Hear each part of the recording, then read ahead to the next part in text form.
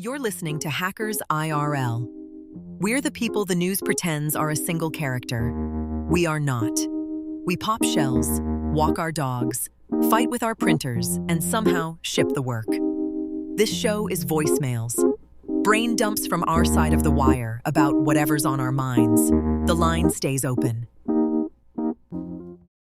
Up next, Panda from Ashura, the superheroes of cybersecurity. Here's their story.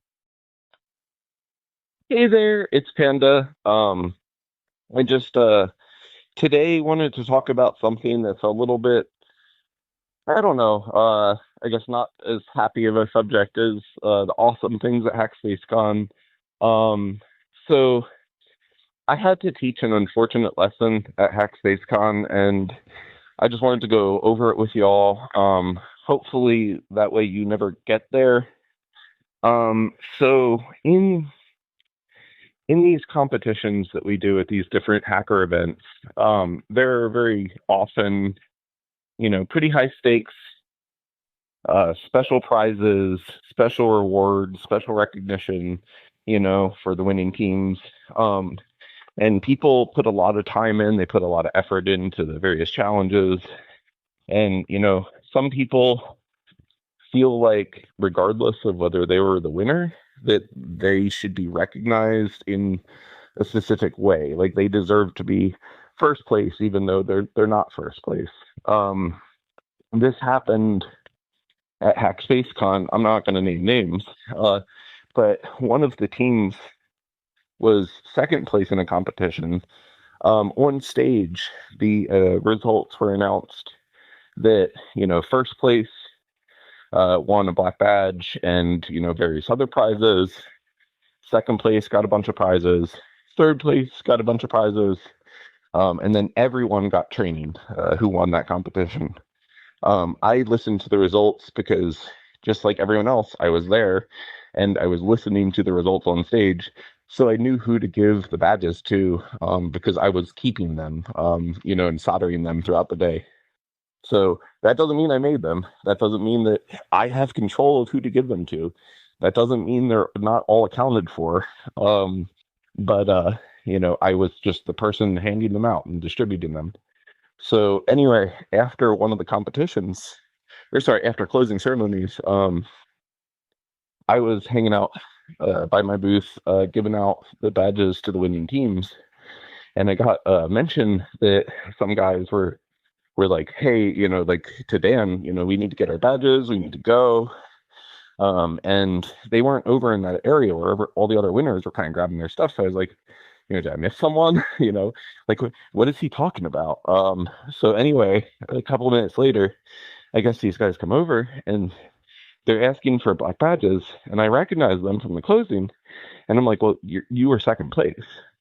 Second place winners don't get a black badge, And they argued with me, saying that they deserved the black badge because apparently the first place winner wasn't there. But I didn't make those results. I'm not the contest runner.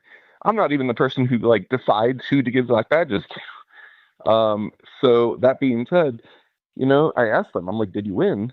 And they said no, that this person wasn't here. And they just wanted to argue about it.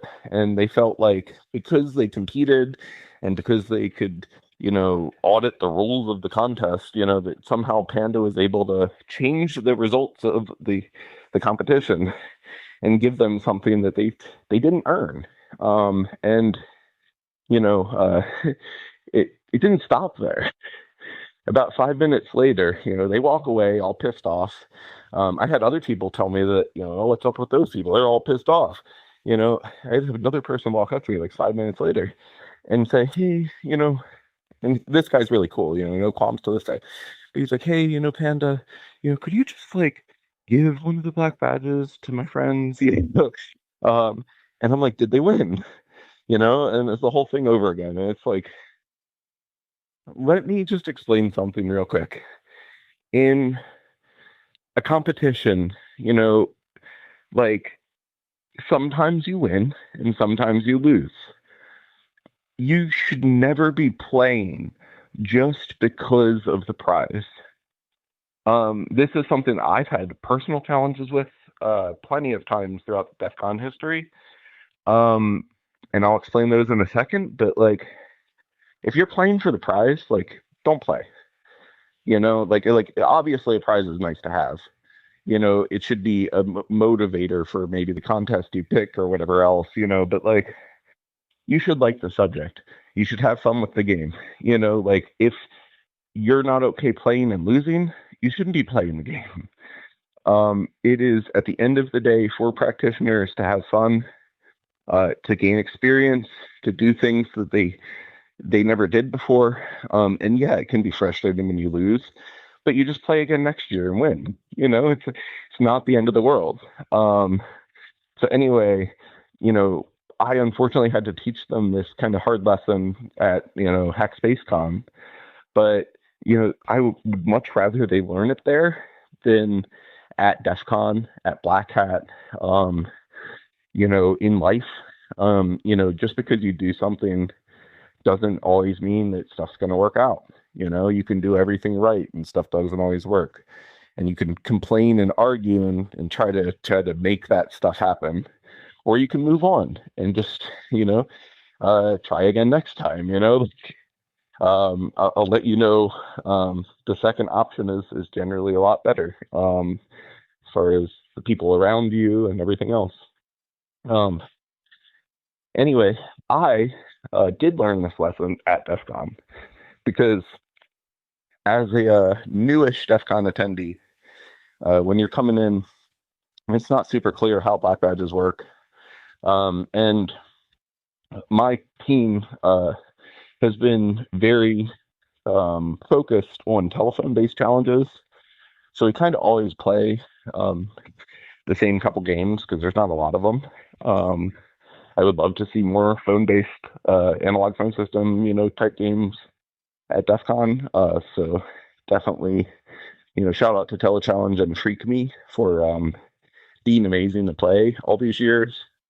And I'd love to see more, but my team has been playing the TeleChallenge since 2017, and first time we won, I think, was 2022. Yeah, 2022. So, for us, it's actually even like more confusing, trying to figure out where to be and what to do because we were in fursuit. So we had to change into fursuit and then go to closing and then try to figure out at closing where we needed to be, who we needed to talk to, if we were getting black badges, we weren't getting black badges, and like how we should actually do that. So we ended up having to split off, just to kind of try to figure out that information, to figure out what stages we needed to be on, if it was just contest close or closing. And I ended up learning that we weren't, black badge eligible that year. We were black badge eligible, but we didn't win black badges, separate from my team, because I had broken off to the main stage to talk to some teams there and try to figure out what was up. Dude, it was tough. It broke my heart a little bit, after all that work, like 48 hours dialing telephones. We won our first time.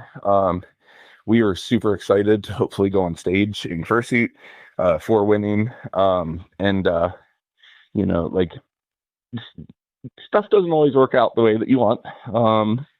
But that's okay. We had an amazing time playing the game, and, we got over it.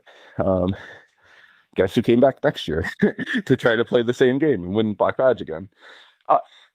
And we did win, and once again, no black badges. It stung, but considering every team that has ever won the TeleChallenge before us, because it's most years it ran, it wasn't won at all, and if it's unfinished, it just doesn't have a winner. But every team that has won the TeleChallenge before us has a black badge from the TeleChallenge. I think that's honestly a fair thing. It's a very hard game, so anyone who's playing it deserves a lot of props. And you're also cool as fuck. But anyway, third year, once again, no black badges. Hopefully this year we'll make it. But I don't know.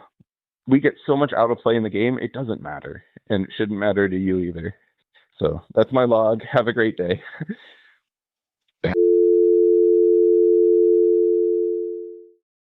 Thanks for listening to Hackers IRL. Background music is Simplicity by Macroform. If you've got a story of your own, a breach, a leak, a close call, or just something on your mind, join us. Call 904-915-HACK. That's 904-915-4225. Up to 10 minutes. Choose to preserve your OPSEC, and we distort your voice before anyone hears it. End of transmission.